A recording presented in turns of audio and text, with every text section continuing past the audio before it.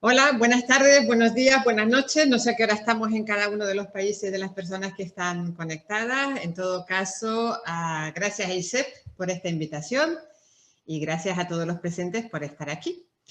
Bueno, tengo el encargo de explicarles un poco, de la mejor manera que pueda, cómo se redacta un informe pericial. En principio es algo complicado porque evidentemente la redacción no es... ha de ser una redacción muy concreta, es muy específica, ¿vale? No es un instrumento destinado al público en general, está claro. El informe pericial va a ser leído y está destinado para que sea leído por personas que tienen conocimiento previo en la materia, va a ser leído por técnicos como nosotros, va a ser leído por abogados, por el propio juez, que es el que va a ser la persona más interesada o la persona que más nos interesa en que lea nuestro informe. El informe pericial está claro que contiene material sensible de personas y de situaciones vitales que tendrán un recorrido determinado. En los juzgados siempre hay gente muy curiosa que lee lo que no debe, o sea que hay que tener mucho cuidado con lo que se pone y de la manera en la que se redacta. El contenido del informe va a estar basado, por un lado, en datos psicométricos que son muy objetivos y luego en la interpretación que el técnico, que somos nosotros, haga de esos datos objetivos en relación a nuestra observación como psicólogos. O sea, que va a tener una parte muy objetiva y una parte muy subjetiva. Y yo recomiendo que siempre guardemos la visión de técnico, ¿no? Y la de técnico en este momento que somos psicólogos. Está claro que cuando redactamos un informe pericial, nosotros no somos ni los jueces ni el abogado, simplemente somos el técnico que describe y explica. Y esa visión siempre ha de estar muy presente cuando se elabora un informe pericial. Para enfrentarnos a un informe, a la redacción, la estructura ha de ser siempre muy clara y numerada con los siguientes elementos. Ha de haber un solicitante, quién nos solicita aquel informe, las cuestiones que generan el informe, que son las preguntas periciales, la metodología que vamos a utilizar, una discusión forense y una conclusión que siempre es la que cierra y responde a las preguntas que generan el informe o las preguntas periciales. ¿De acuerdo? Da igual que sea un informe civil, que sea un informe penal, la estructura siempre ha de ser la misma. Ha de haber un solicitante, ha de haber unas preguntas periciales, ha de haber una metodología, una discusión forense y una conclusión.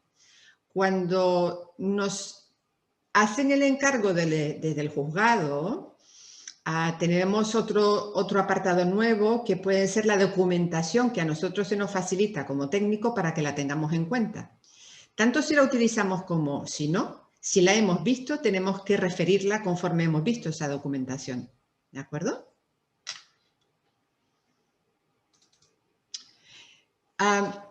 Después del encabezado, que son simplemente nuestras credenciales, pues el número de colegiado, nuestro nombre y apellidos, las titulaciones que tenemos, y hemos de referir siempre quién nos solicita el informe, si es el juzgado o si es una persona privada. Y hemos de redactar o de referir las preguntas periciales, que son aquellas cuestiones que marcan el informe. Por ejemplo, yo aquí he recogido lo siguiente. Se nos solicita valoración pericial en referencia a las siguientes cuestiones. Valoración de las capacidades cognitivas y volitivas del señor XY. Valoración de la imputabilidad en el delito de estafa continuada y capacidad para declarar. Puede ser otro ejemplo, otro encargo que nos hagan. Otro ejemplo, en caso de familia, de civil, valoración psicoemocional de los niños en función de la repercusión de la situación que tienen actualmente, en función del régimen de guarda y custodia que tienen, y en función del estado psicoemocional de los niños, nos pronunciaremos sobre la conveniencia o no de efectuar o recomendar algún cambio en el actual régimen de guarda y custodia. Yo no sé, las personas que están conectadas, si son de diferentes comunidades autónomas o de diferentes países, pero aquí me gustaría subrayar un punto, y es que en familia, en civil, cuando no podemos valorar a toda la unidad familiar, no podemos referir ni referirnos a las posibles opciones de guarda y custodia. Solo podemos hablar de aptitud parental de aquel papá o de aquella mamá que nos hace el encargo. Hemos visto sus capacidades, sus aptitudes como padre, hemos valorado si tiene algún indicador activo o no de psicopatología, hemos valorado a su hijo, su hija o sus hijos, los que sean, hemos valorado el estado psicoemocional de esos menores y si hemos podido valorar la interacción paterno o materno-filial. Y entonces hablaremos de cómo están esos niños respecto a las capacidades que tiene el papá o la mamá, pero en ningún momento nos podremos referir a la mejor opción de guarda y custodia porque deontológicamente, al menos el código deontológico de la guía de buenas prácticas del psicólogo forense en Cataluña no nos permite pronunciarnos en ese sentido. ¿De acuerdo? Y sí que sería interesante señalar que nuestro informe tiene una limitación técnica al no poder evaluar a toda la unidad familiar, ¿vale? O sea, de hecho, tenemos que señalar esa limitación técnica. En cuanto a la metodología, que es el siguiente punto, una vez que hemos referido la persona que nos hace el encargo, las preguntas periciales que son las que vamos a tener que contestar al final, en cuanto a la metodología, está claro que recoge todas aquellas aproximaciones que hacemos para poder hablar del objeto de estudio, ¿de acuerdo? Aquí incluimos todos los instrumentos psicométricos que hayamos utilizado. En adulto, el Hathaway, que es el MPI-2, el PAI, que es de la Morey, el Milon, que ahora tenemos la versión 4. En adolescente tenemos el MACE, que también es del Milon, el SENA, que es el Sistema de Evaluación de Niños y Adolescentes, o el TAMAI, que es el test autoevaluativo multifactorial. En niños menores de 9 años podemos utilizar el cuestionario de personalidad para niños y en niños menores de 5 años yo no tengo por costumbre pasarles ninguna prueba psicométrica. Como mucho, utilizo técnicas proyectivas. Les hago, les aplico técnicas proyectivas que puedan hacer dibujar una persona bajo la lluvia o dibujar una familia. Si les cuesta mucho la parte abstracta de dibujar a su familia, les pido que dibujen una familia de tortugas o de perritos.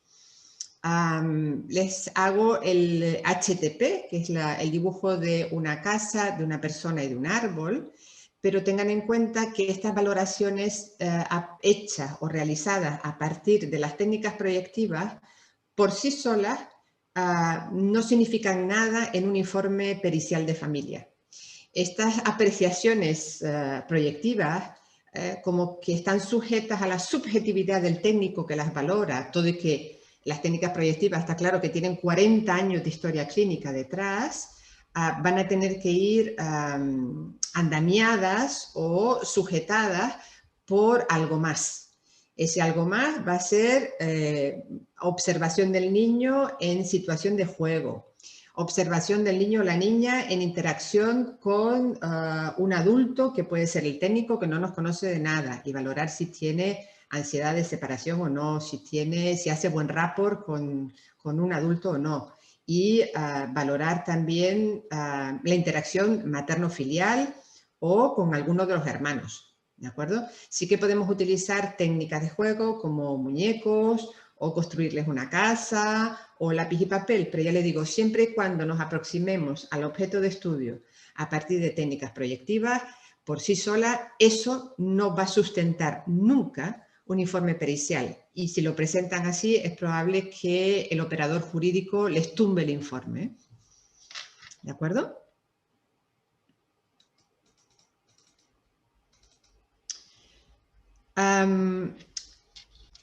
Cuando en el ámbito de familia, está claro que tenemos que tener muy en cuenta una buena entrevista. Y aquí muchos de los compañeros y compañeras que realizan el máster en psicología forense, que debutan, están muy preocupados por cómo se hace una buena entrevista.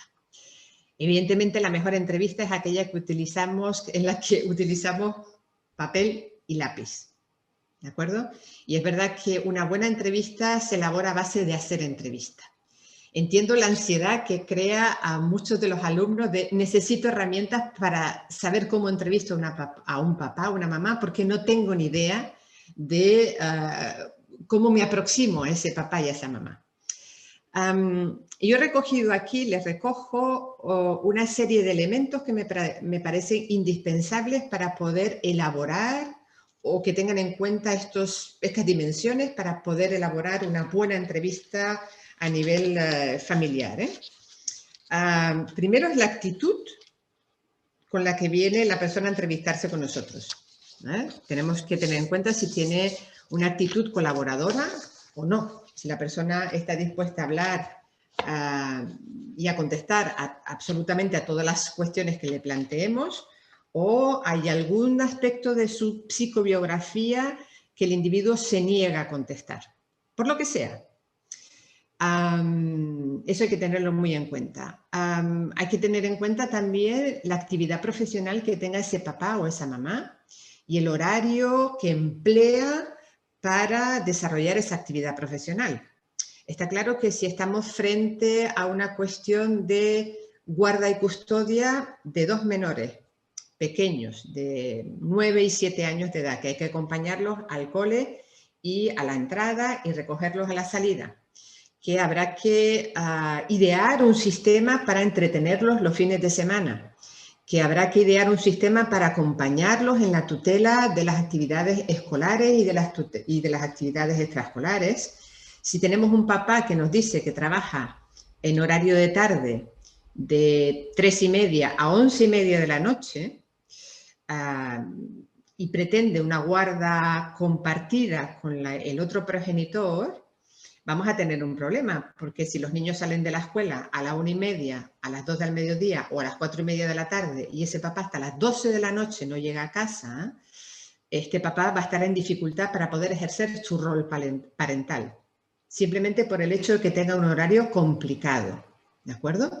Vuelvo y repito que nosotros no somos jueces, somos los técnicos y tenemos que poner en evidencia todos aquellos factores que pueden proteger a los niños, pero también tenemos que referir todos aquellos factores que puedan suponer algún tema de vulnerabilidad en el desarrollo biopsicosocial de los menores.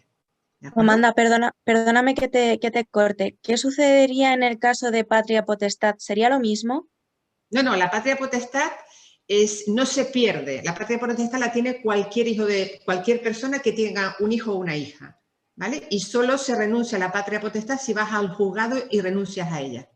Estamos hablando de sistema de guarda y custodia. Y si el caso es de drogodependencia por parte de la madre y el padre le solicita un informe pericial para quitarle la guardia, o sea, la patria potestad, ¿eso cómo se podría abarcar? La patria potestad solo tiene potestad el juzgado de retirarla. ¿De acuerdo? Tú o vas al juzgado y dices, mire, yo renuncio a la patria potestad de este menor por lo que sea, pero si nos encarga un informe pericial para valorar las capacidades cognitivas de una señora, si la señora no nos dice que tiene dificultades en cuanto a sus hábitos de drogodependencia, nosotros no lo sabemos. Y tenemos que poner en cuarentena la información que nos da el otro progenitor. ¿Vale? Mucho cuidado con meterlos en jardines. Pero ¿y si es la madre que solicita el informe para probar que ella está en sus capacidades, o sea, tiene sus capacidades bien, y lo que quiere es que precisamente no le quiten esa patria potestad? Pues entonces, como nosotros no somos especialistas en drogodependencia, ni somos psiquiatras, lo que vamos a hacer es abordar el objeto de la cuestión, que es valorar las capacidades aptitudinales de la capacidad que tiene el progenitor de ser madre apta y que no tenga ningún indicador de psicopatología presente. ¿De acuerdo? En los instrumentos que podemos utilizar para valorar adultos, tanto en el MILON como en el PAI, como en el Hathaway, en el MMPI-2, si las escalas de validez son correctas y la persona está dispuesta a hablar de cualquier cuestión de forma libre, sin disimular ni minimizar, sabremos si tiene dificultades con alcohol o con droga. Y si tengo un informe del CAI como que ha consumido hace 2 meses, pero bueno, el consumo ha sido mínimo, pero ha consumido. Y ella está dispuesta a dejar el consumo, la veo pues motivada a dejar el consumo. Entonces, has de fiarte de lo que te diga en la entrevista, has de saber filtrar la información que te da, has de saber si ese consumo ha sido mínimo y de qué. No es lo mismo una cerveza cada día que una raya de coca con alcohol cada día. ¿De Ha sido acuerdo? cocaína, Vale. puntualmente. Puntualmente, no es lo mismo un consumo que un abuso ni un consumo continuado, y después has de valorar muy bien las puntuaciones que obtenga en el test de personalidad y las puntuaciones que haya obtenido en el CUIDA. Si es una progenitora apta, vamos a ver qué dificultad tiene esa señora para tener que consumir. Un consumo no es más que un hecho de ansiedad. Igual necesita compensar de vez en cuando o cada día alguna ansiedad a través de un consumo. Y eso lo tendrás que valorar y tendrás que ponerlo en relación con la posible guarda y custodia. Si eso podría poner en entredicho su capacidad como progenitora. Ajá. ¿Sí? Vale, muchísimas gracias. De nada. ¿Quién te facilita el informe de la mamá? ¿Ella El misma? abogado, el abogado. ¿Y de dónde lo sacó el abogado?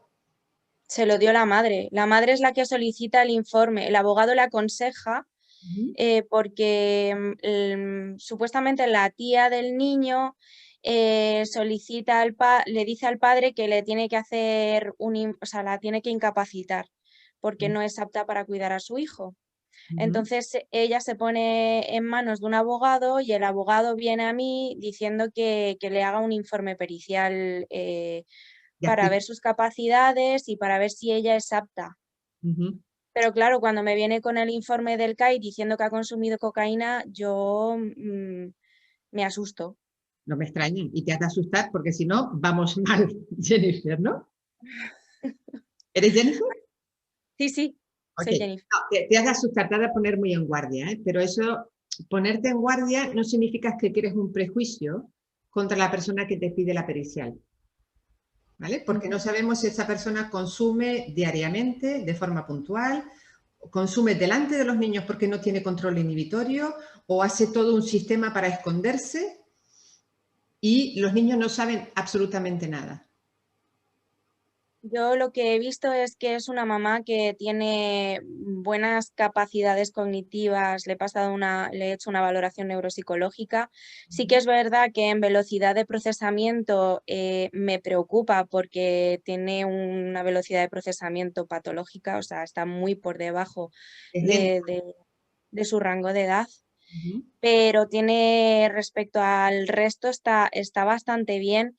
Y bueno, le he pasado el MMPI y hoy me queda valorar al niño, que le pasaré el SENA y no sé qué otra cosa le puedo pasar. No sé si el CCAT está bien, no sé, A mí un me gusta, HTP. perdona, a mí me gusta mucho el TAMAI porque me informa sobre la percepción que tiene el niño sobre su madre y su padre. Fenomenal, ¿Mm? fenomenal. Y Muchísimas.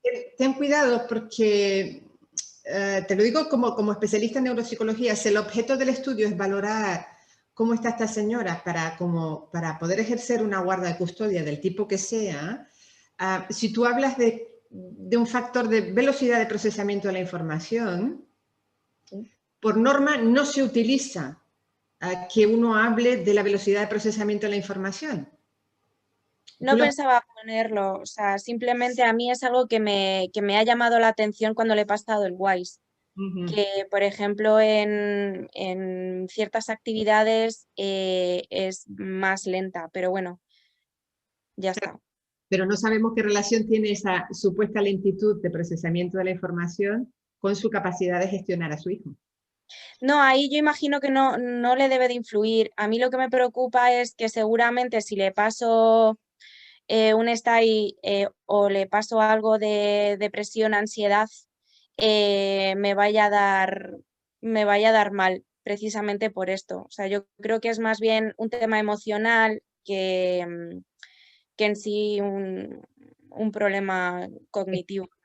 Vale, pero le has pasado el Minnesota, dices, ¿no? ¿Le has pasado el PAI o el MPI-2? El MMPI, pero todavía no lo he corregido. Es que, o sea, ha sido una locura porque me lo solicitan el viernes, me he pasado todo el fin de semana pasándole pruebas y hoy igual, y es que además estamos de puente, entonces estoy súper agobiada.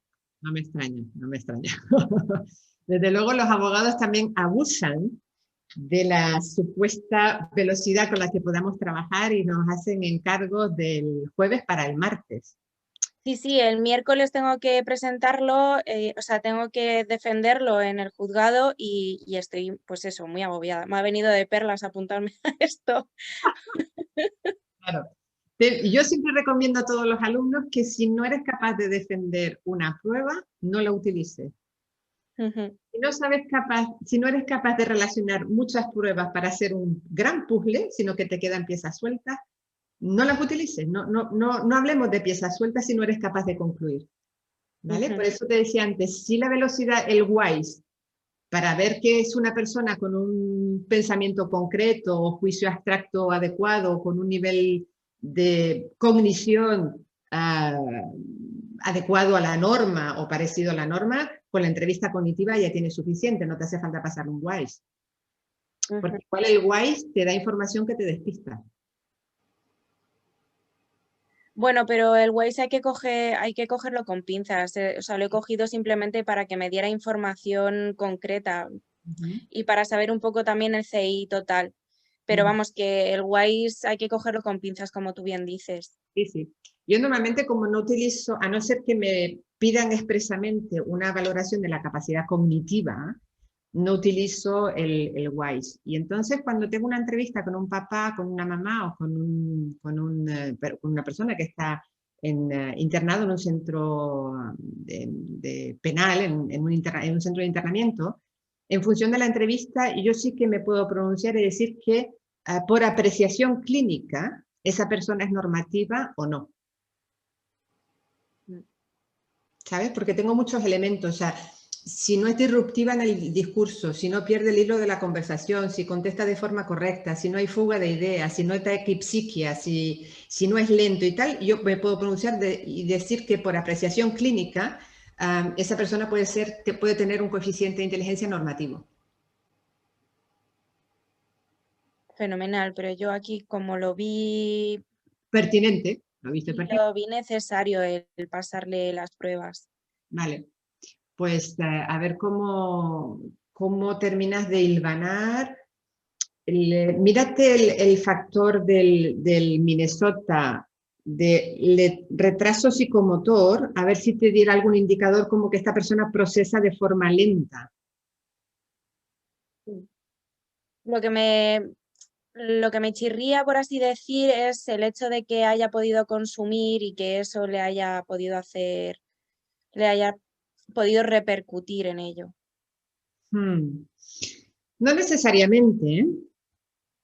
No, no necesariamente, pero bueno, lo tengo ahí. No sé si es un factor emocional o puede ser algún tipo de intoxicación que haya podido tener en el pasado, no lo sé, que no sé Claro. si en realidad es relevante porque tampoco le afecta en su día a día, simplemente, o sea, tiene buena reserva cognitiva, pero bueno, que es algo que tengo ahí.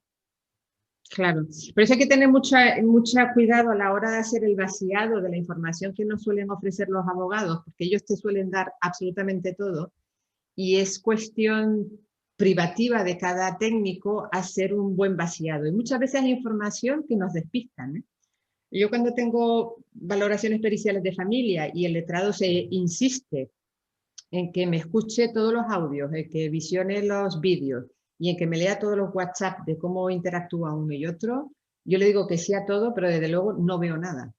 No miro, no leo, porque esto yo corro el peligro de que me intoxique y de que me cree algún tipo de prejuicio y que haga que pierda la objetividad del asunto en cuestión. Vale. ¿Mm? Y solo verlo siempre una vez que yo tengo hecho ya y redactado mi informe y tengo claro que el informe ha salido en el sentido que tiene que salir, entonces sí que puedo visionar las cosas, pero antes no, porque ya te digo, estamos sujetos a que nos intoxique. Vale. ¿Mm? Vale, Amanda, muchísimas gracias por la Nada, información. un placer. Seguimos con el interrogatorio de familia. La actitud colaboradora, la actividad profesional y el...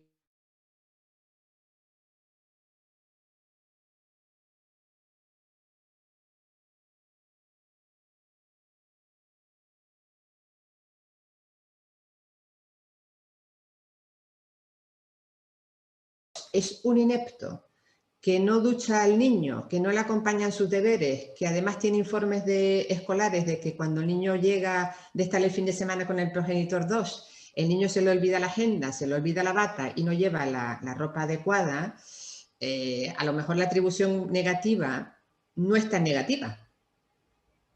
A lo mejor el progenitor 1 está informando de forma adecuada y le preocupa una serie de elementos, pero yo creo que hay que valorar qué atribución, si es positiva o negativa, hacia los cuidados que ejerce el otro progenitor. Otra cuestión que me parece importante es el conocimiento que tiene el progenitor 1 o 2 sobre el menor. Una cosa es que te diga, no, mi niño o mi niña es maravillosa porque es una niña estupenda, y otra cosa es que como clínicos hagamos una muy buena entrevista y que le pidamos que nos describa cómo funciona ese menor, cómo se relaciona con sus iguales, con los mayores, si es autónomo o no, si pide ayuda para hacer deberes o no, si hace actividades extraescolares, qué es lo que más le gusta, qué es lo que le disgusta, no sé, hacerle un buen interrogatorio, porque muchas veces el papá o la mamá se queda en la superficie y no nos da mucha información, con lo cual sabemos que no conoce, en el fondo no conoce muy bien a ese niño con el que quiere ejercer una guarda y custodia. Otro aspecto que me parece importante es la actitud que presenta el progenitor 1 o 2 hacia su rol como progenitor.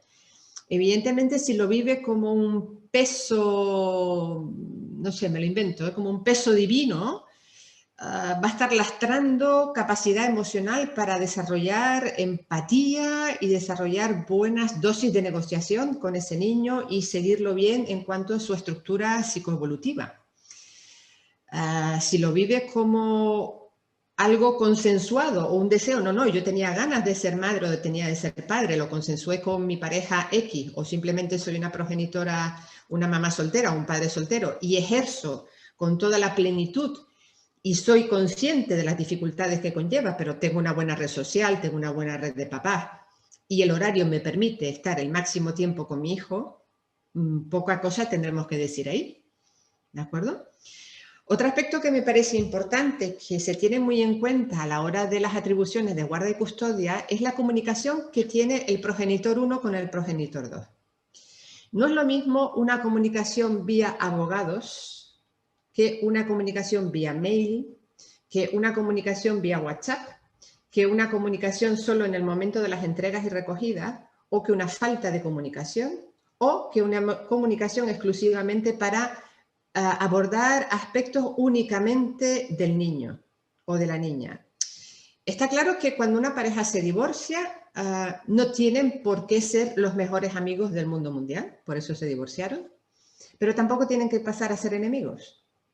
Y si son capaces de desarrollar un proyecto común de cooperación para que ese niño sufra el menor de los impactos debido a la decisión que tomaron los adultos, es probable que la comunicación sea fluida, más allá de que alguien interprete se está metiendo en mi vida o me meto en la vida del otro. ¿De acuerdo? Pero la comunicación ha de ser fluida en pro de aunar el máximo de decisiones que afecten a ese niño o a esa niña. Si tenemos un papá que le gusta que su hijo sea, o que piensa o desea que su hijo sea Messi, y una mamá que el fútbol pues no le interesa absolutamente nada, y el papá hace lo imposible para que ese niño vaya al fútbol, habrá que preguntarle al niño si le gusta el fútbol o no. Porque igual el niño lo está viviendo como un drama. Y es la mamá la que aquí está teniendo en cuenta proteger a ese menor, en cuanto que intenta hablar con el papá y intenta hacerle ver que el niño tiene otro tipo de curiosidades respecto al aspecto más lúdico.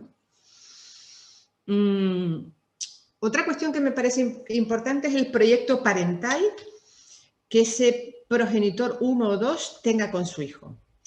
Si tenemos un papá que nos dice que el proyecto parental pasa con un niño de 9 años a jugar y estar toda la tarde en la calle con el niño jugando porque vive en una casa con piscina y con jardín, en una calle donde solamente aparcan los vecinos, evidentemente ese progenitor está minimizando el desarrollo de ese menor, porque el niño, más allá de jugar un ratito, no le apetecerá estar cada día de su vida, cada tarde de su vida, jugando con el papá o con los amiguitos de la calle. Ese niño tendrá que tener intereses un poco más amplios que no sea simplemente el aspecto lúdico. Y por último, sí que me parece importante que nos refieran si tiene antecedentes psiquiátricos, psicopatológicos o médicos.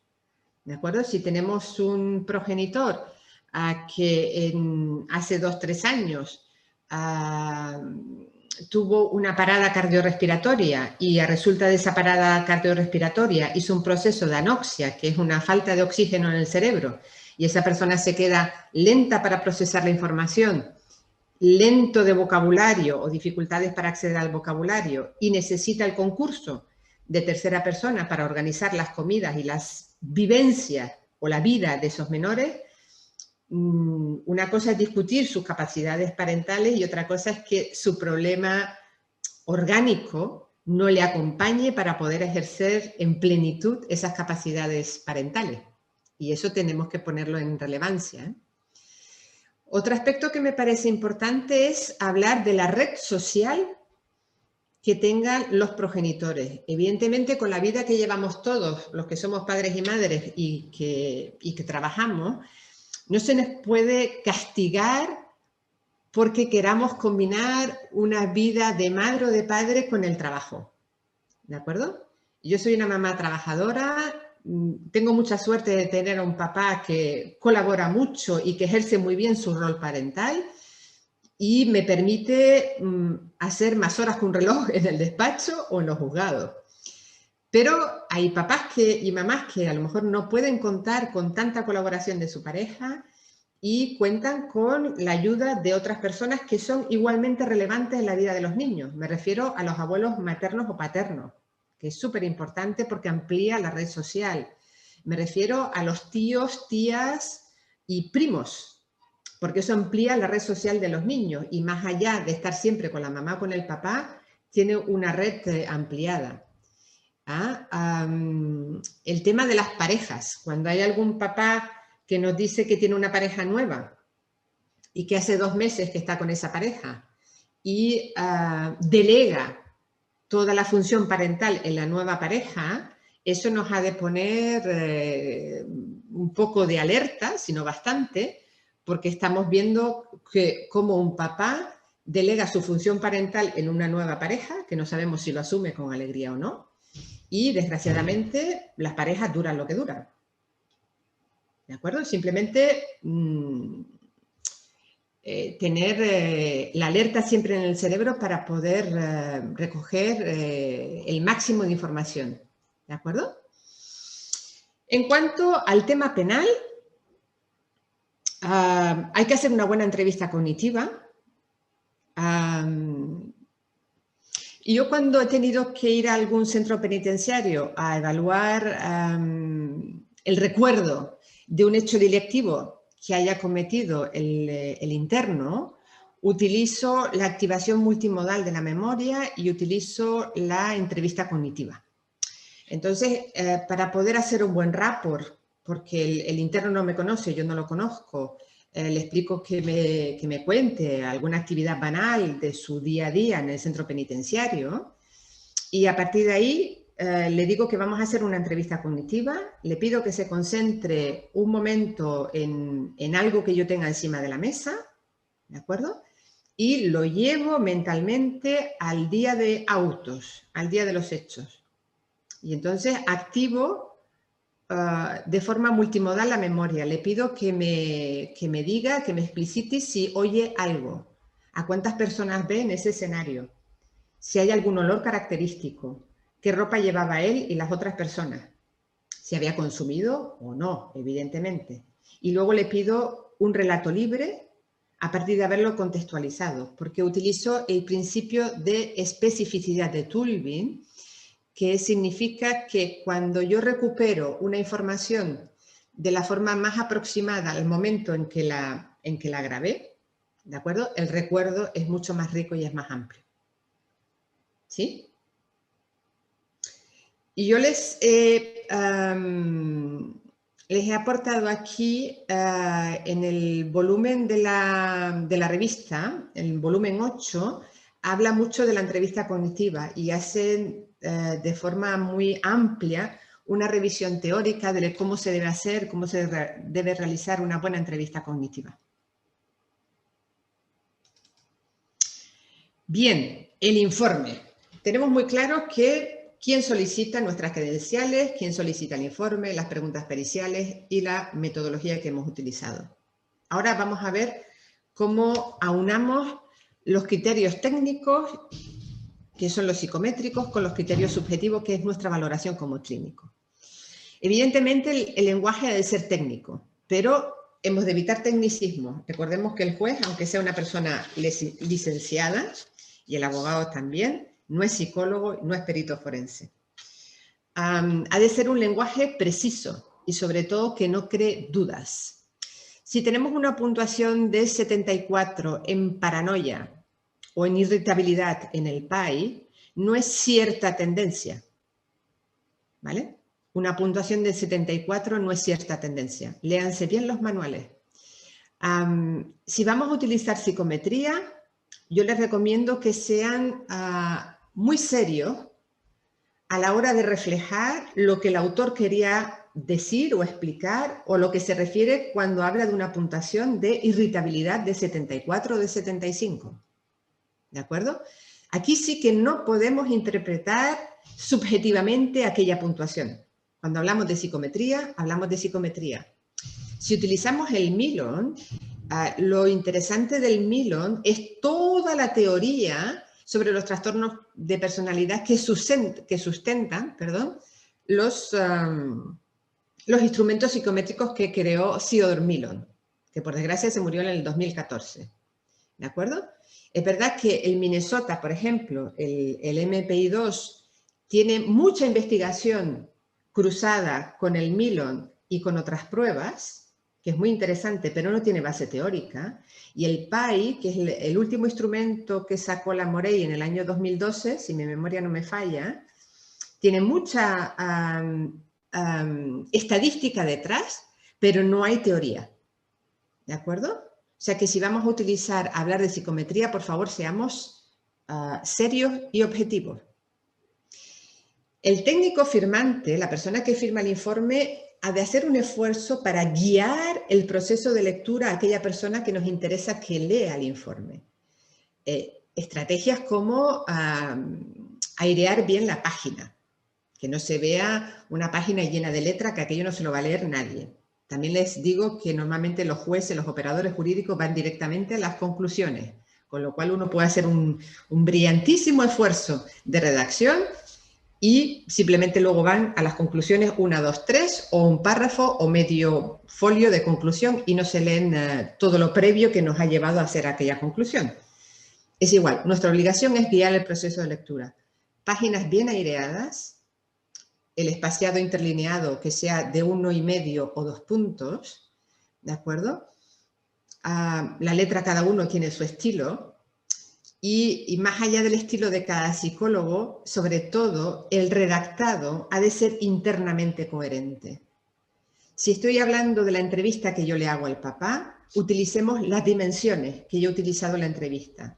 En cuanto a la atribución al otro progenitor, en cuanto a su actividad profesional, en cuanto a su rol como progenitor, en cuanto al conocimiento que tiene de los menores, en cuanto al proyecto parental, en cuanto a lo que sea. y lo pueden redactar de forma muy clara, muy sucinta, pero que tenga una coherencia interna, porque es lo que va a leer el proceso, es lo que va a guiar, perdón, el proceso de lectura, y que no haya saltos en la redacción, ¿de acuerdo? Por eso es muy importante, uno siempre escribe, y más con las prisas procesales, uno tiene que ir muy rápido, aboca en el informe el máximo de información, pero yo creo que es muy interesante tener un momento de reflexión frente a ese informe, leerlo con calma, ¿vale? Y coger un boli rojo, verde, el color que quiera, y subrayar aquello que nos chirría. Porque igual, redactado de otra forma, con una coma donde toca, con unos cuantificadores como no obstante, o además, con una buena redacción, aquello gana en transparencia. ¿De acuerdo? Hemos de evitar, como decía, dar saltos cualitativos y cuantitativos en la redacción. Hay que disponer de recursos lingüísticos, verbos variados y sinónimos. Por ejemplo, el refiere, expone, explica, añade, continúa su relato. Hay un montón de verbos, hay que echar mano del diccionario.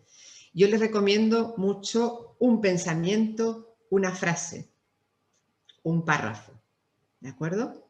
Y seguimos redactando en el mismo sentido. Es verdad que cada uno tendrá su forma de redactar. Hay compañeros que son más novelísticos a la hora de redactar un informe pericial y otros que serán más concretos o más sucintos. Y yo presumo de ser bastante concreta cuando redacto un informe y normalmente no cuento todo en el informe. Eso no quiere decir que no recoja lo que es pertinente, adecuado y suficiente para que el operador jurídico pueda hacerse una idea de la persona que tiene delante.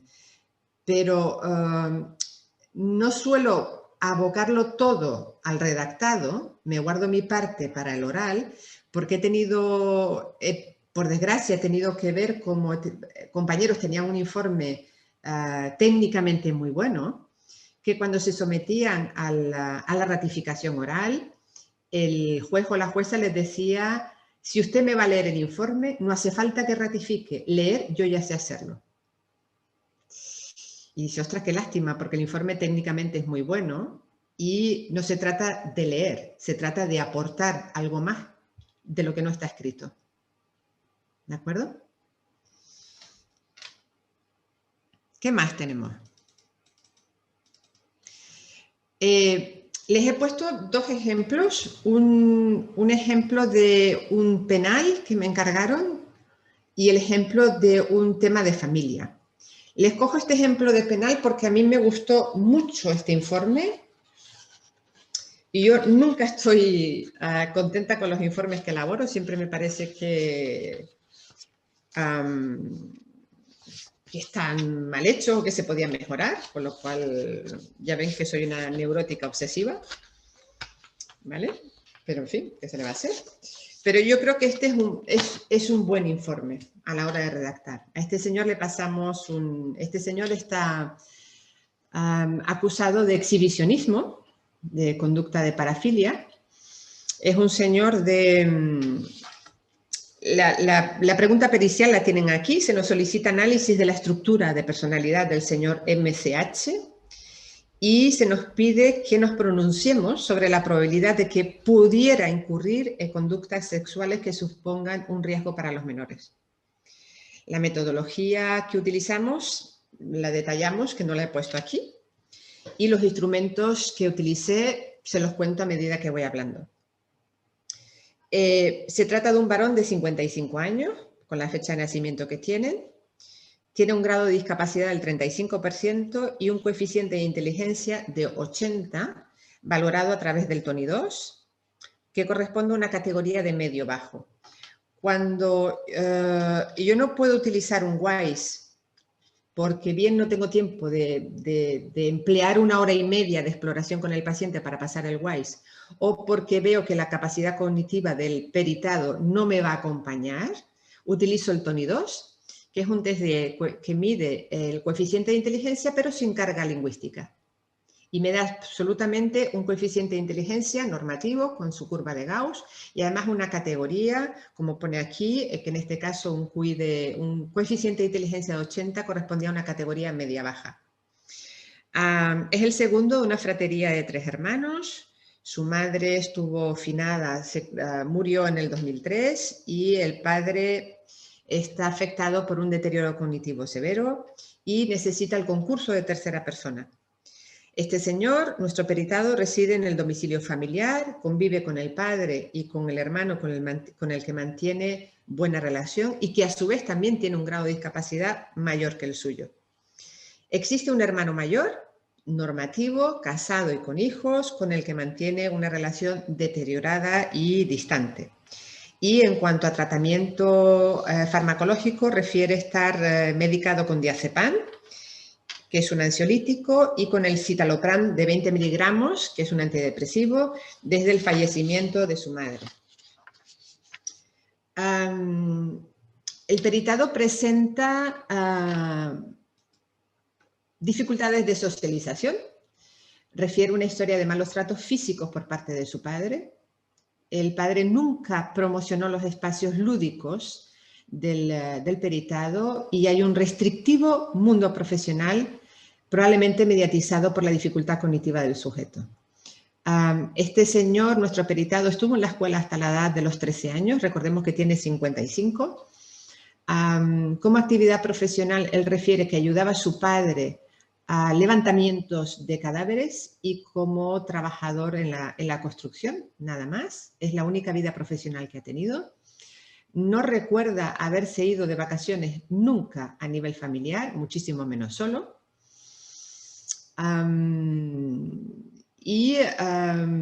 Probablemente la ausencia de relaciones sociales se ha visto agravada por el hecho de tener un historial laboral pobre. Está claro que cuando uno tiene una vida laboral, la que sea, tiene otro núcleo, más allá de la familia y de los amigos, tiene el núcleo de relaciones dentro del trabajo. Y eso nos hace ampliar la red, ¿de acuerdo? Les refería que la ausencia de relaciones sociales de nuestro peritado probablemente se ha visto agravada por el hecho de tener una historia laboral pobre. Les comentaba que la mayor parte de sus actividades han consistido en ayudar al padre en su profesión de albañil y durante un par de años desarrolló la actividad profesional en parques y jardines del ayuntamiento. Es lo único que ha podido hacer por su propia cuenta. En cuanto a los hechos que motivan el presente informe, el señor CH se muestra de difícil acceso. Él niega todos los hechos y además presenta un pensamiento de tipo delirante sobre la idea de ingresar en un centro psiquiátrico o en la cárcel. ¿De acuerdo? Esa es la estructura de su discurso. Ya ven, la redacción es en tercera persona, el peritado presenta, la ausencia y en cuanto a los hechos que motivan el informe que se nos pide. En cuanto a los instrumentos psicométricos, utilizamos el Milon y el Minnesota. En cuanto al Milon, en cuanto a las escalas de validez, que es lo primero que tiene que ver un técnico para ver si es capaz de interpretar o no el informe. Evidentemente el test es un reflejo del funcionamiento del sujeto. Su estilo de respuesta se corresponde con alguien que tiene dificultades de socialización y tendencia a la devaluación personal. Los rasgos que definen su funcionamiento con los demás y consigo mismo son la elevada suspicacia y la desconfianza, pero unidos a la necesidad de comportarse como una persona normoadaptada. No detectamos rasgos de impulsividad ni de insensibilidad hacia los demás.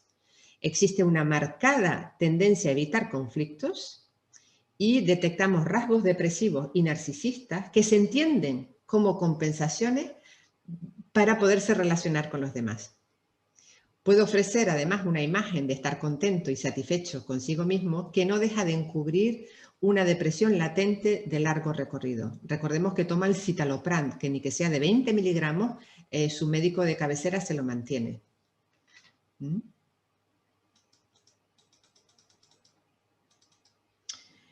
La elevación de la escala paranoide y el trastorno delirante detectado están dejando a nuestro peritado en una vivencia de desamparo y de aislamiento que lo ponen en elevado riesgo de autolisis, debido al hecho que provoca tener que enfrentarse al hecho de relacionarse con los demás, que es punible. Este señor está acusado, recuerdo que está acusado de conducta sexual desviada, de exhibicionismo. Se le acusa de haber hecho una conducta sexual frente a una menor de 16 años y frente a un colectivo de niños de entre 5 y 8 años. Evidentemente yo quise probar cómo se relaciona esta persona más allá de verse con un técnico que tiene un mínimo de control inhibitorio para guardar la forma. Así que lo que hice fue llevármelo a la cafetería que hay enfrente del centro donde yo lo valoré y dejar que pidiera él el desayuno y ver cómo se relacionaba con la persona que le servía el desayuno. Y, oh sorpresa, la misma forma que tiene de relacionarse con alguien que no conoce es la misma forma que está redactada como hecho delictivo. O sea, si hay una persona que se comporta de forma amable con él, él entiende que somos amigos, vamos a hacernos una foto, yo te doy mi número de teléfono, tú me das el tuyo y así nos podemos llamar. Y vamos a chocar las manos. Esto lo mismo lo hace con una chica, con un chico, con un adulto, con un menor, con cualquiera que lo conozca de la tienda o que lo acabe de conocer por la calle. Da exactamente igual. Es la misma estructura de acercamiento hacia el otro. ¿De acuerdo? Del Minnesota, del MPI-2, las escalas de validez nos dicen que es un instrumento válido e interpretable. Hay dificultades de comprensión. Es un señor que se siente confuso y probablemente en categoría diagnóstica. Reposa toda su estructura de personalidad sobre rasgos paranoides y depresivos, al igual que nos informaba el Milon. A nivel clínico, la relación con el mundo es vivenciada como una amenaza y se muestra desconfiado y suspicaz, tal y como nos informaba el Milon. Es un individuo que, por otra parte, se siente maltratado, no querido e incomprendido. Recuerden que a él se le castiga por la única forma que él entiende para acercarse a otros sujetos que no sea el mismo. En cuanto a la interacción con los otros, aún necesitándolo, su aproximación es torpe, es poco convencional y únicamente está basada en tener o en mantener relaciones superficiales. El sujeto se siente emocionalmente inmovilizado, sin impulso y sin energía. Le pasamos la técnica proyectiva, el test de apercepción temática, que se la pasó a mi compañero, que es el que entiende de técnicas proyectivas, y nos informa de un sujeto con un gran sentimiento de soledad, con falta de capacidad para hacerse cargo de sí mismo. Se vive a sí mismo como raro, desconfiado, con miedo a la soledad y no sintiéndose querido. Se siente preocupado sobre todo por quedar socialmente desahuciado. Vean que he utilizado la técnica proyectiva en último lugar, después de haber utilizado y de hablado extensamente de dos instrumentos psicométricos muy potentes como son el Milon 3 y el MMPI-2.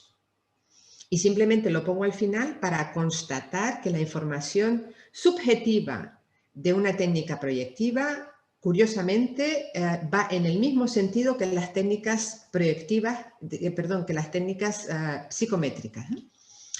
Utilizamos el SVR20, que es un instrumento que nos valora el riesgo alto, medio, bajo de cometer conductas de violencia sexual. No hemos detectado desviación referida a la presencia de ningún tipo de parafilia.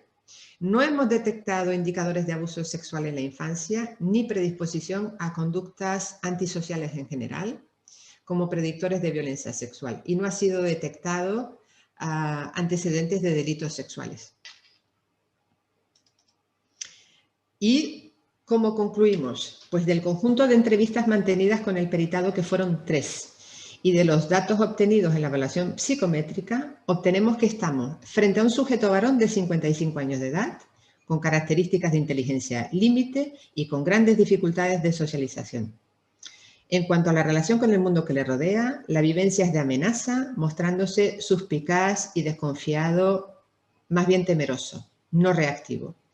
En cuanto a la relación con el otro, se muestra torpe e incapaz, procede de forma poco convencional. El señor CH, nuestro peritado, no entiende la existencia ni de distancia física interpersonal, que es lo que tenemos que mantener cuando hablamos con otro, ni de la distancia emocional en sus interacciones. Su aproximación hacia el otro con un único patrón de conducta muy rígido está automatizado y no media la reflexión. Su conducta es ingenua, en tanto que desconoce las normas de la interacción interpersonal, siendo un sujeto carente de planificación para pasar al acto.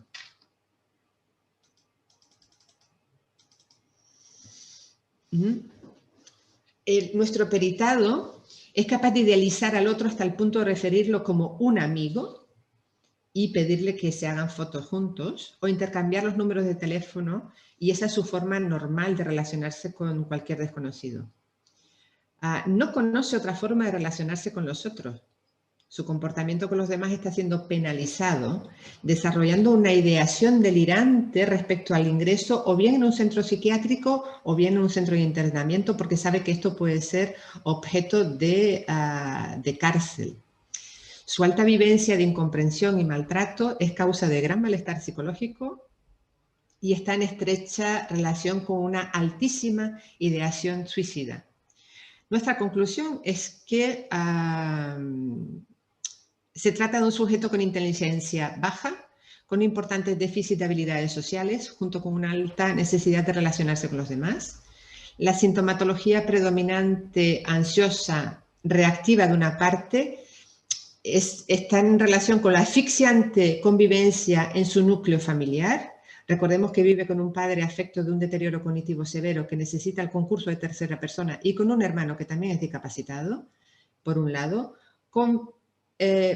La sintomatología esta ansiosa también está referida a la falta de espacios de socialización, y otra es a la criminalización de la única forma que él conoce y produce para relacionarse con los demás. El riesgo de violencia sexual es bajo y el de ideación autolítica es elevado. El peritado requiere de intervención psicoterapéutica y de espacios lúdicos con la finalidad de adaptar su conducta a las convenciones sociales. Nosotros pedimos aquí una medida no una medida de seguridad, porque no era cambiar un internamiento por otra medida. Pedimos que fuese el hermano quien se hiciera cargo de la tutela del padre. Al fin y al cabo, así se acordó, ¿de acuerdo? No le toca a nuestro peritado hacerse cargo del padre, que lo vivía con mucho sentimiento de culpa, y pedimos que nuestro peritado fuese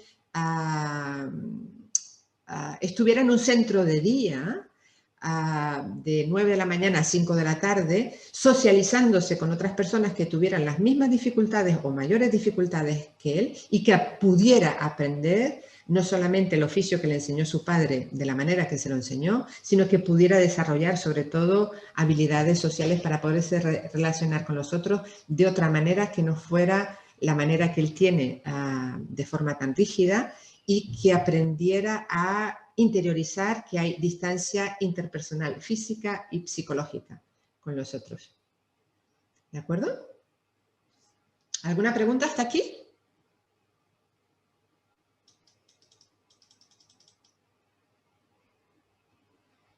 Ya ven, el redactado hay poca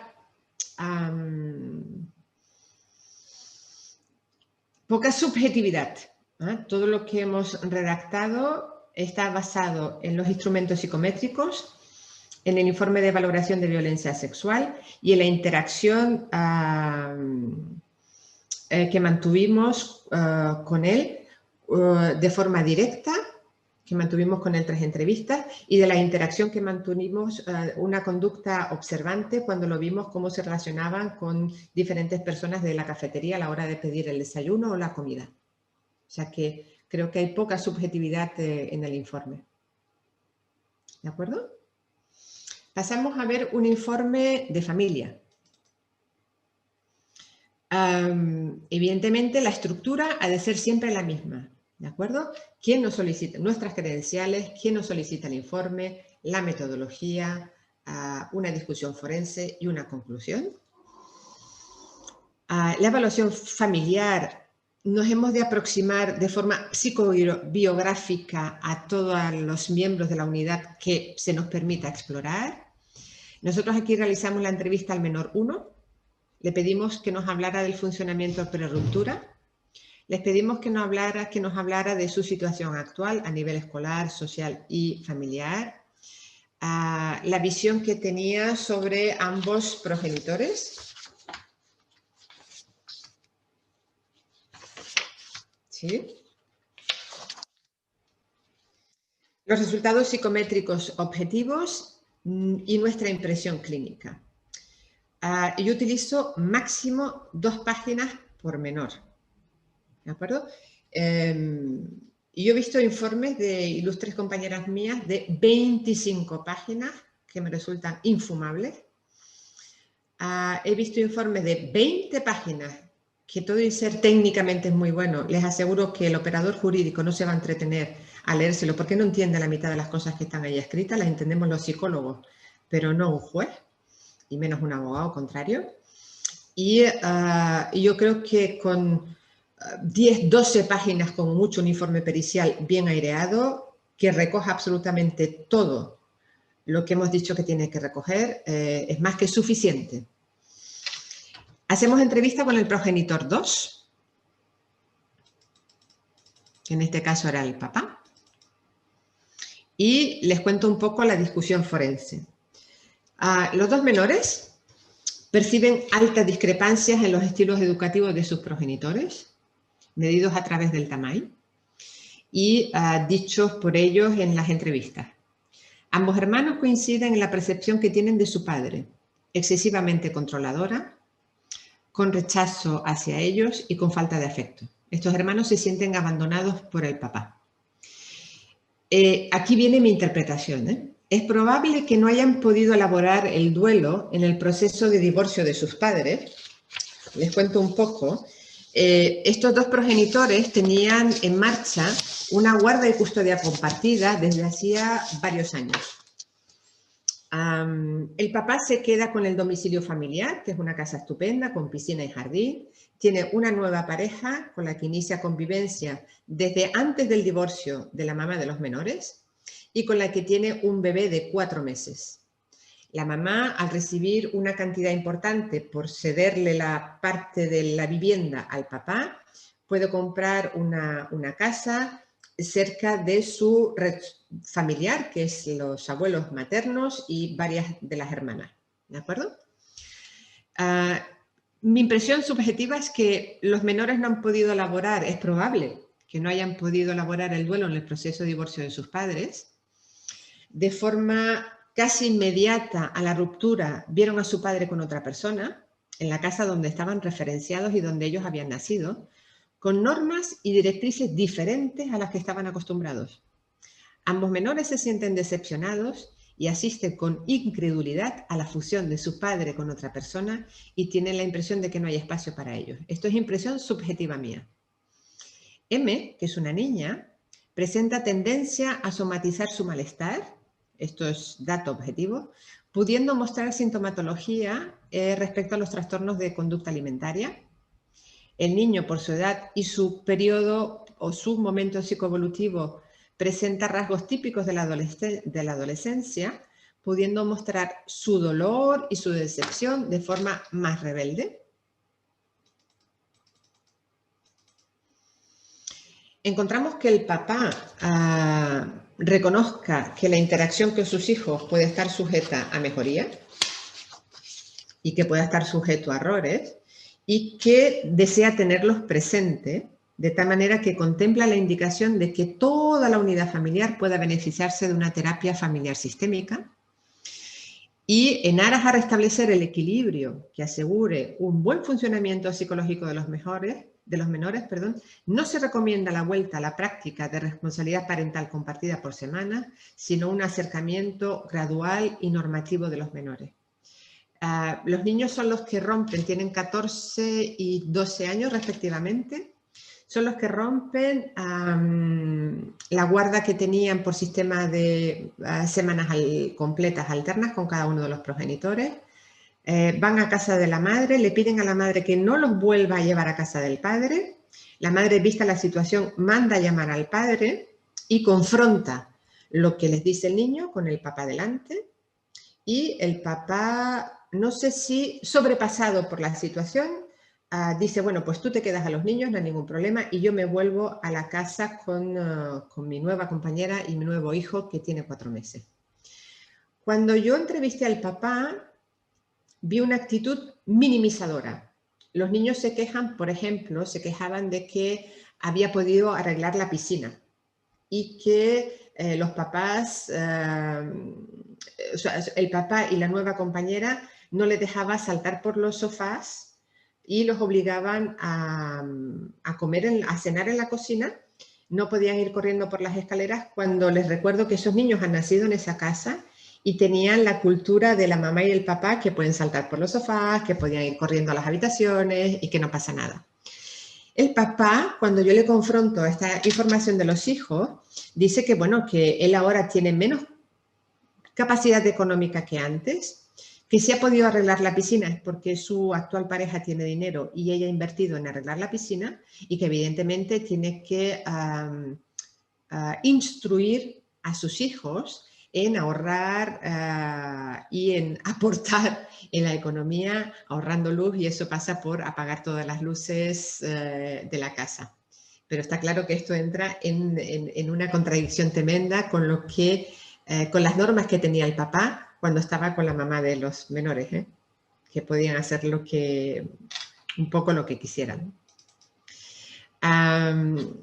Por todos los elementos que hemos visto tanto en los informes como en la psicometría, concluimos que los menores no se han adaptado a este proceso de guarda y custodia compartida. Yo aquí sí que puedo hablar de mejor opción porque vi a la madre, vi al padre, vi a los menores.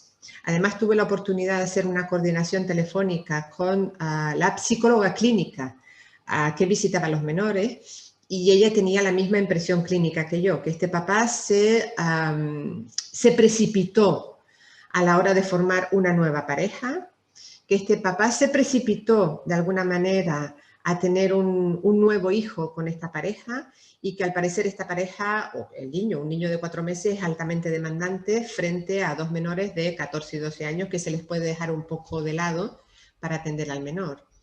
Y pedí que toda la unidad familiar asistiera a terapia sistémica y que el juzgado recogiese qué terapeuta pudiese hacer esto si no los enviaban todos al Hospital de Sant Pau en Barcelona, que hacen terapia familiar sistémica de forma gratuita y se activa el protocolo cuando lo pide el médico de cabecera. ¿De acuerdo? Pues hasta aquí. Los 2 ejemplos que le he puesto, un ejemplo de penal, un ejemplo de familia y sobre todo respetar las líneas argumentales, sobre todo que no haya saltos ni cualitativos ni cuantitativos, evitar tecnicismos. Cuando hablamos de escala de validez de una prueba hay que interpretarla, es decir, si el sujeto habla, está dispuesto a mostrarse y está dispuesto a hablar de sus dificultades psicopatológicas o psicológicas o no, o está minimizando, porque estas cuestiones, ya le digo, los operadores jurídicos no las entienden ni tienen por qué saberlas. Y yo siempre abogo por hacer un ejercicio de reflexión cuando concluimos un informe. Un informe de parte puede llegar a hacer mucho daño en función de dónde caiga y en manos de quien caiga. Este papá, por ejemplo, que se prestó a venir a la entrevista, hicimos una entrevista extensa y amplia, cuando yo lo saludé en el juzgado, porque fue el momento del juicio, me dijo que estaba muy molesto cuando leyó el informe. Primero a mí me pidió una copia, le dije que ni hablar, que yo no le daba una copia, que ya se la daría a su abogado a través del procurador cuando yo la presentase en el juzgado. Y me dijo que estaba muy molesto por lo que había leído en el informe. Yo le dije, ostras, pues me sabe mal porque el informe, la única intención que tenía era la de que usted reflexionase sobre el periodo evolutivo que tienen sus hijos y el encaje, la petición que le hace sus hijos de papá, estate por nosotros más allá del bebé que tienes nuevo de 4 meses. Es una lástima que no lo haya interpretado así. Y ya está. O sea, para que vean que nunca llueve a gusto de todos. Muy bien. ¿Tienen preguntas, cuestiones? Ariel dice, en personas privadas de libertad, ¿qué test se puede usar para mentir? La mentira y el engaño. Uy, cuestión compleja esta de la mentira y el engaño. Porque el engaño no es una cuestión de sí o no, es una cuestión dimensional. ¿Vale? Cuando yo simulo, estoy desarrollando de forma consciente una estrategia para obtener un beneficio secundario o para conseguir algo en concreto. ¿De acuerdo? Voy a tener en cuenta, a mí me gusta mucho utilizar en estos casos el MPI-2. Yo me persono en el centro penitenciario para valorar, pido que haya un funcionario que me vigile a mí, puesto que normalmente yo no conozco el riesgo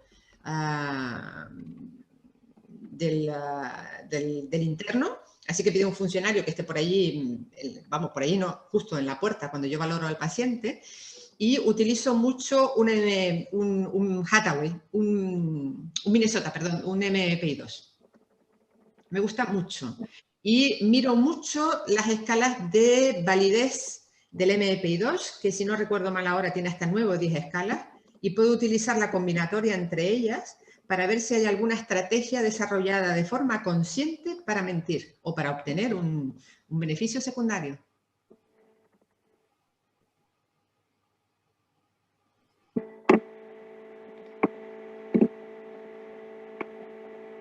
Buenos días, doctora Amanda.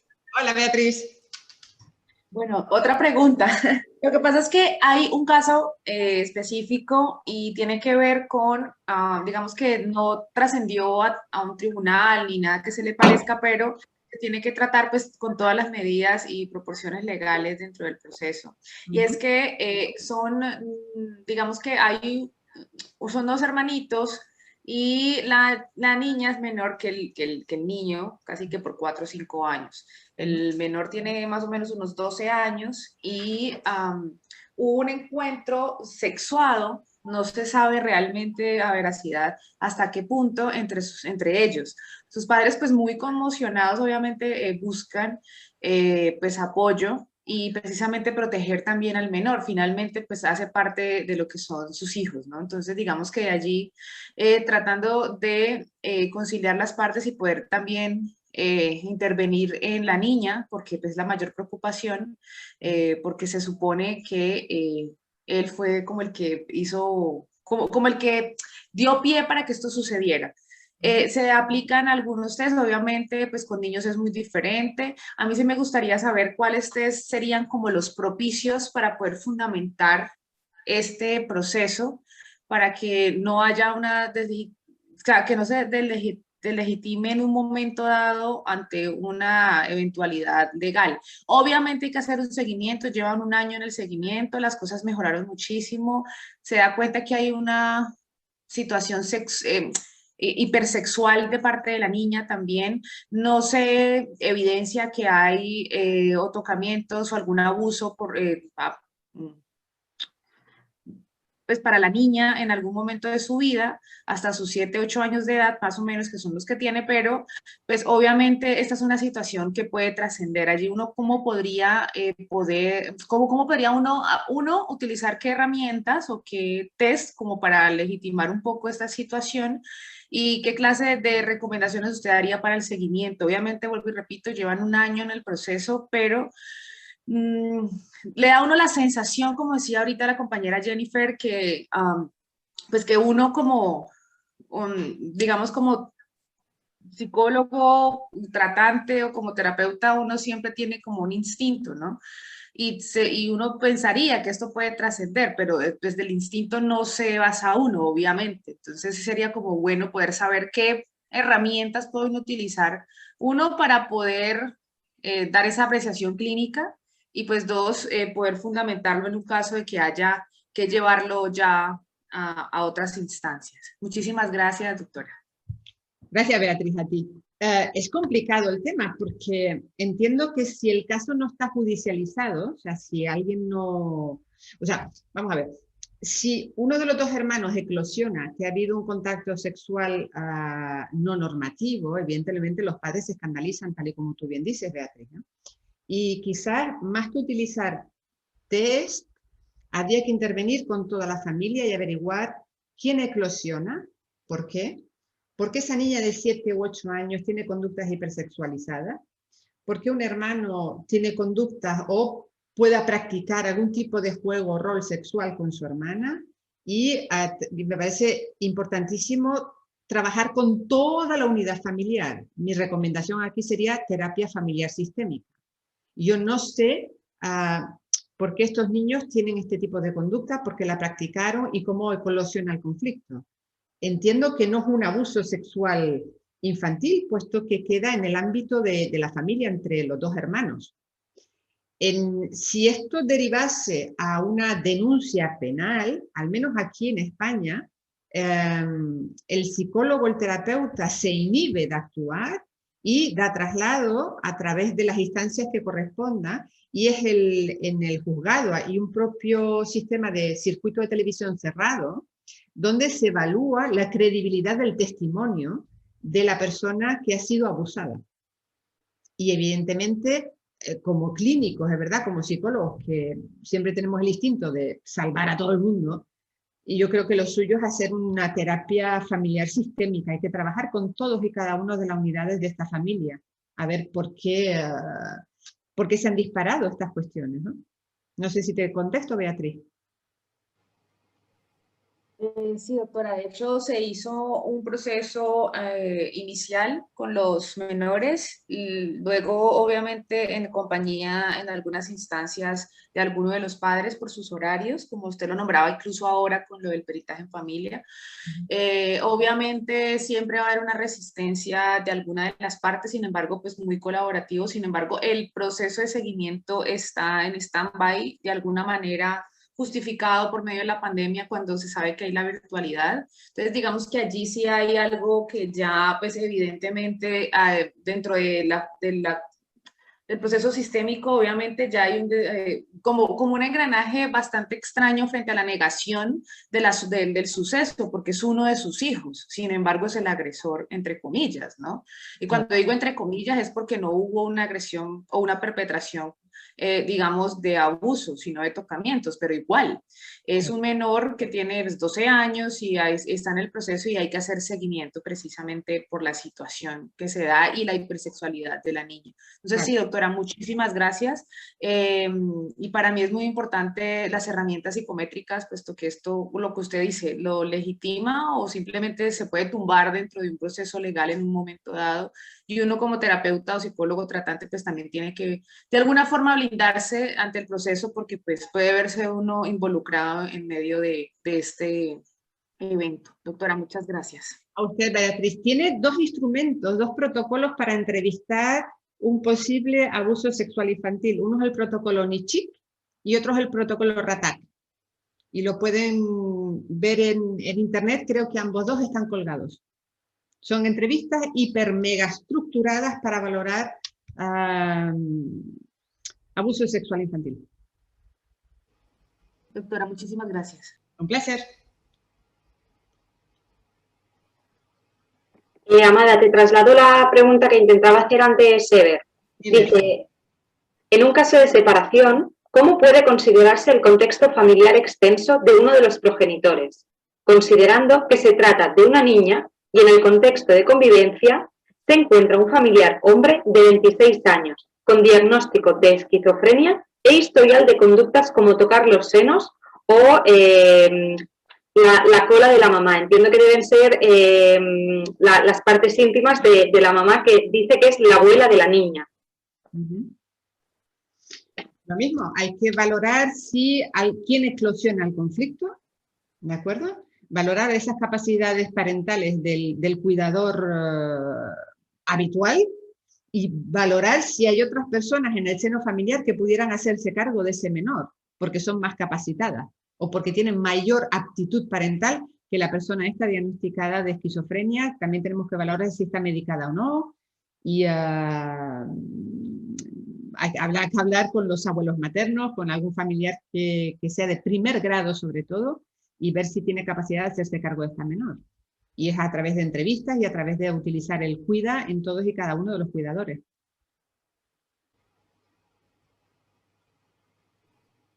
Perfecto, mira, te traslado otra pregunta de María Angélica. Dice que en los delitos sexuales y en la violencia de género se han enmarcado posibles perfiles de los agresores. ¿Se podría realizar perfil en denunciados por delitos como el cohecho en servicios públicos? No, creo que la respuesta es no, porque no tenemos ningún instrumento clínico que valore un perfil de un posible abusador sexual. No existe. Igual que tampoco tenemos un perfil ni tenemos un instrumento que valore un perfil de un supuesto maltratador. No tenemos ese instrumento, desgraciadamente no tenemos. O sea, hay tantos perfiles como abusadores como personas que puedan incurrir en cualquier delito. O sea, no tenemos ningún instrumento. Y tampoco tenemos un perfil único del abusador sexual infantil o del abusador de mujeres o de violencia de género o violencia doméstica. No tenemos un único perfil y desgraciadamente no tenemos instrumentos psicométricos para valorarlo. Pero sí que podemos valorar a través de los instrumentos psicométricos que tenemos si esa persona es un buscador de sensaciones, si tiene conductas de violencia, si es proviolento, si es irritable, si tiene buen control inhibitorio. Podemos utilizar varios indicadores periféricos, pero no tenemos un instrumento que lo valore en sí. Bueno, lo que pasa es que, por ejemplo, en Colombia, bueno, hablo de mí directamente. En algunos aspectos me han mencionado que pues no se deberían utilizar test proyectivos dentro de la aplicación o dentro de algún procedimiento pericial. ¿En qué sentido o cómo podemos utilizarlos y que no sean desestimados? Porque pues sé y estoy consciente, ¿no?, que se debe obviamente defenderlo muy bien, pero ¿cómo se hace debido a que los test proyectivos realmente no, en algunos lugares, pues, y incluyendo acá, no incluyen algo, por ejemplo, estandarizado, claro, porque es proyectivo, igual que otras pruebas? En ese sentido, cómo se pueden utilizar de forma correcta y por ejemplo, no incurrir en un error o en algo, pues, mayor? Ok, Matilde. Y yo comentaba que no es que no se deban utilizar las técnicas proyectivas, sino que no se deben utilizar solas para sustentar un informe pericial. Como tú bien dices, los test proyectivos tienen 40 años de historia clínica detrás y tienen mucha valor en cuanto a la estadística que tienen detrás. Por ejemplo, en la casa, cuando los niños dibujan una chimenea con humo, sabemos que el tanto por ciento de niños que dibujan humo en la chimenea nos están hablando de ansiedad. Lo que yo no puedo hacer es referir esa ansiedad a que tiene problemas con la madre o con el padre. Tendré que averiguar de dónde le viene esa ansiedad.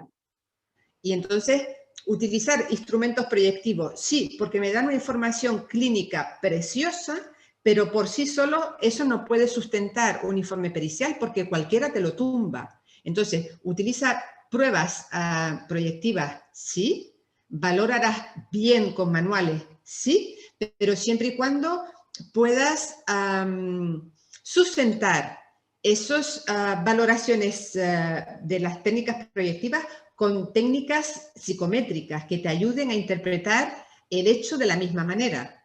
Que, por ejemplo, es el tema penal que hicimos nosotros, le pasamos el MMPI y el MILO y el SV20, y curiosamente la técnica proyectiva, el test de percepción temática, nos informaba en los mismos términos que el MILO y que el MMPIA. ¿Sí, Matilde? Sí, señora. Gracias. No sé si Gustavo, que lo veo ahí toqueteando algo, quería preguntar algo o está liado con los botones o no pasa nada. Fabián, parece que has levantado la mano. No sé si es porque querías intervenir o por lo que comentaba Amada, que estabas indagando un poco con los botones y le has dado sin querer o algo. No, yo sí quiero participar, me gustaría hacer una pregunta. Ok. Adelante. Me gustaría saber si de pronto pudieras recomendarme alguna forma de evaluar alienación o interferencia parental desde un hecho en el que la madre se encuentra en embarazo, si es posible, pues, descubrir alguna interferencia o alienación en este estado, o si solamente podemos mirar alienación desde el momento en el que ya se puede tener interacción el menor con el padre. No he entendido muy bien. ¿Quieres saber si existe alguna prueba que valore interferencia parental en una señora que está embarazada y tiene otro hijo? ¿Lo he entendido bien? No, es evaluar al padre ¿Sí? que puede ser víctima de alienación o de interferencia parental por parte de la madre que está en embarazo, si hay alguna prueba o cómo podríamos valorar esto, o si solamente se puede evaluar esta interferencia o alienación una vez el bebé ha nacido.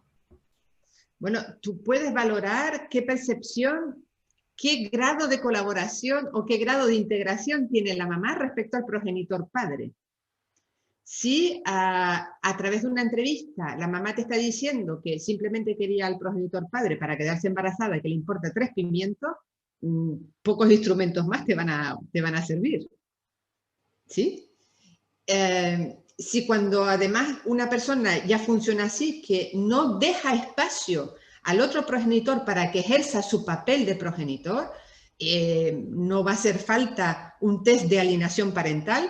Verás que con el seguimiento tú puedes hacer un informe pericial de forma longitudinal en el tiempo, a ver qué pasa en esa pareja cuando nace el bebé, cuando el bebé tiene 4 meses, cuando el bebé tiene 1 año, y ver qué pasa con la introducción de la otra figura en la vida de ese bebé. Está claro que si hay una figura que boicotea, aquí en España no hablamos de alienación parental porque es un término que ha estado tan desdibujado que es muy difícil sostenerlo delante del tribunal, pero tú puedes hablar de boicot de la relación de un progenitor hacia su hijo, o de un progenitor contra el otro progenitor, o de un progenitor contra la figura del otro progenitor, que la boicotea de forma sistemática, y dar muchos ejemplos, muchas evidencias de aquello.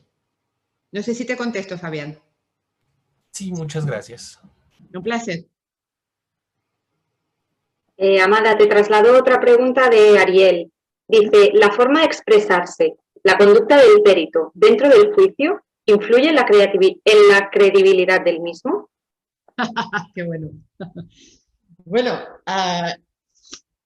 sí, vamos a decir que sí. No es que influya en la credibilidad, pero sí que influye en cómo captas la atención del operador jurídico. Evidentemente, yo, por ejemplo, tengo un uniforme de invierno, otro de primavera y otro verano para ir a los juzgados. Y cuando llego aquí al despacho, mis compañeras saben si he ido al juzgado o vengo de mi casa, porque voy vestida de forma diferente. Yo suelo decir muchas palabrotas en mis conversaciones cotidianas. No se me ocurre decir una palabrota delante del operador jurídico, ni en sala, no digo ni una. El vocabulario que normalmente utilizo para referirme en conversaciones cotidianas no tiene nada que ver cuando me pongo en modo, estoy declarando delante de unas personas que no me conocen y necesito que me presten atención a lo que estoy diciendo.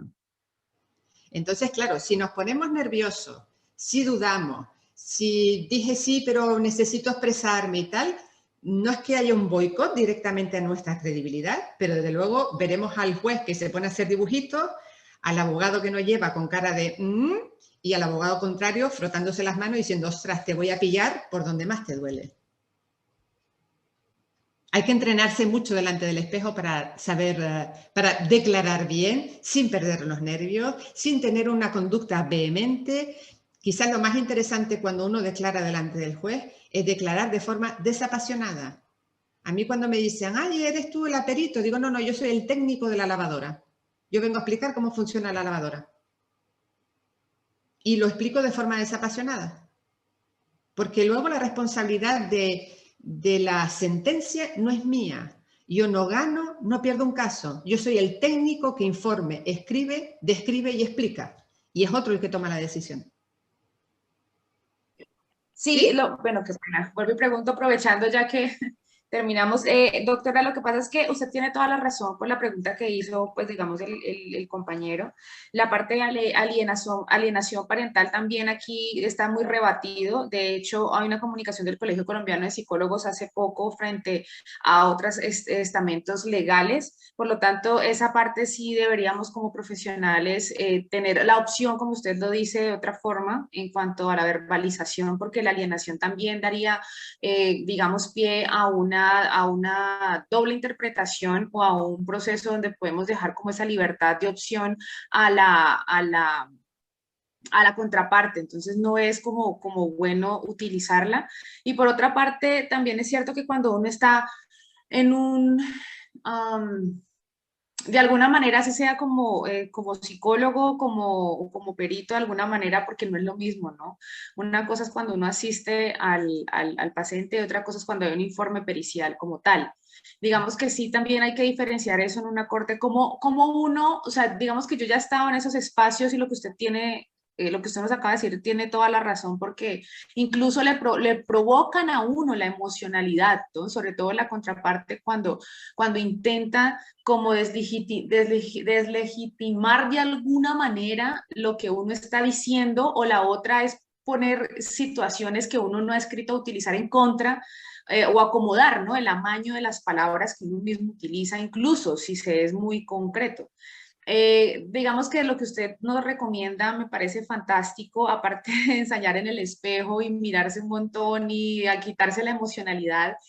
Hay algo que tiene que ver con el Código de Deontología y Bioética. En Colombia tenemos, incluso creo que es la 7ª edición, ya que es la última, que fue emitida hace poco, pero sí me parece muy importante que nos dé otros tips frente al proceso, porque ya me ha pasado, y es, por ejemplo, que le hacen a uno hablar de temas que no están dentro del proceso y hablar de la persona en cuestión, o el paciente en este caso, más allá de lo necesario. Como que otros tips podría darnos para enfrentarnos a estos escenarios que son tan crudos, ¿no? Porque principalmente uno pasa a ser el objetivo antes de ser el objetivo claro, que es el peritaje.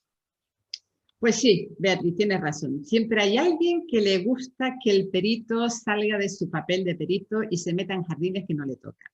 Así que yo les recomiendo que sepan decir, no, no lo sé, no, no es de mi competencia.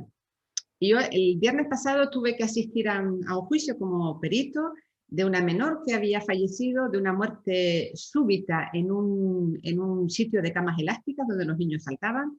Y evidentemente yo no pude valorar a la muerta, ya estaba muerta, pero sí que valoré a una de las principales testigos. Una niña que estaba como que asiste a ver cómo la amiguita de 10 años cae de la colchoneta, se queda en el suelo inerte con los ojos abiertos mirando hacia arriba. Contrasto, aparte de hacer la entrevista cognitiva, contrasto la información que me da esta niña de 7 años, recordemos que ya tiene memoria episódica, el relato es creíble, y contrasto la información que esta niña me da con todas las informaciones en sede policial del resto de testigos, que son los padres, una enfermera que había por allí, las monitoras, el dueño de la sala de juegos y tal. Y yo determino que, primero, la niña tiene credibilidad en su testimonio, y segundo, que en función de lo que la niña dice, en ese momento no había ningún monitor que se hiciera cargo de los niños dentro de las colchonetas. Por lo que la niña dice y por los tiempos que yo cronometré. Porque yo cronometré 3 veces el tiempo, que fue lo que la niña dijo, que fue 3 veces a buscar a los padres, porque no había ningún monitor en las colchonetas, desde el primer escalón que se accede, que da acceso a la zona de las colchonetas, a la zona donde estaban los papás. Y yo cronometro con mi pie, que es un 37 de pie, que se tarda unos 5 minutos. En una cuestión de muerte súbita por parada cardiorrespiratoria, los minutos valen oro. Esa niña se hubiera jugado la vida si hubiese estado una monitora allí con conocimiento de primeros auxilios o de técnicas de reanimación cardiopulmonar. Pero por lo que dice la niña y por el atestado de las otras periciales practicadas, no había ningún menor. Cuestión del abogado contrario, que es el abogado de una de las monitoras. Me pregunta que si yo medí el espacio, porque él sabe que yo medí el tiempo. que emplea la niña, supuestamente, desde el primer escalón hasta las mesas, hasta 3 veces. Que si yo medí el espacio, mi respuesta es no. Y entonces el otro se echa las manos a la cabeza y dice, hombre, ¿cómo usted no me dio el espacio? El tiempo y el espacio siempre van relacionados. Digo, sí, eso es una fórmula física que se refiere a la velocidad.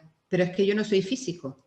Le vuelvo y le repito que yo lo que medí fue en los minutos que supuestamente una niña de 7 años hubiese tardado en ir a buscar un adulto, porque en ese momento, entre la zona de la colchoneta, no había ningún adulto. Con lo cual, no hubo lugar a más preguntas, y yo no salí de mis casillas, y entonces procedió la jueza a preguntarme un par de cuestiones que le parecieron muy interesantes sobre cómo valoro yo la credibilidad del relato de una niña de 7 años.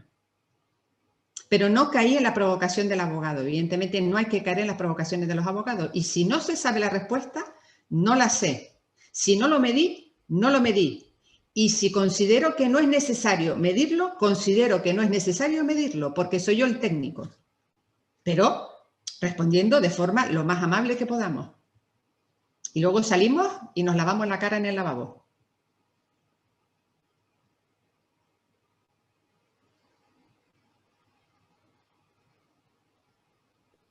Doctora, Beatriz, muchas gracias. ¿Sí? Te ha dado las gracias por el chat. No sé si quería, también lo había hecho por el micrófono. Me ha parecido que activaba y desactivaba un momento. Ok. Sí, muchísimas gracias, doctora Amanda. Tiene toda la razón. Ellos siempre van a intentar, sobre todo cuando hacen la defensa y hay dinero de por medio, responsabilidad, siempre va a haber esa provocación. Eso es totalmente cierto. Siempre. Pero recuerden que somos el técnico. No somos Dios, no somos el juez, no somos testigos, somos el técnico. Punto, ya está. ¿Quieres estar al día de todo lo que ocurre en ISEP? Síguenos en las redes sociales y no te pierdas nada. Actualidad, entrevistas con expertos, masterclasses, sesiones clínicas, vida estudiantil, eventos y mucho más. Podrás encontrarnos en Facebook, Twitter, LinkedIn, Instagram y YouTube. Además, ahora podrás convertirte en el protagonista de nuestros perfiles sociales. ¿Cómo? Muy sencillo. Cuéntanos cómo está siendo tu experiencia en ISEP, muéstranos cómo es tu día a día o comparte las fotos de tus mejores momentos. Acuérdate de etiquetarnos o de usar el hashtag #ExperienciaISEP. Así podremos compartir el contenido con el resto. Recuerda, juntos hacemos ISEP.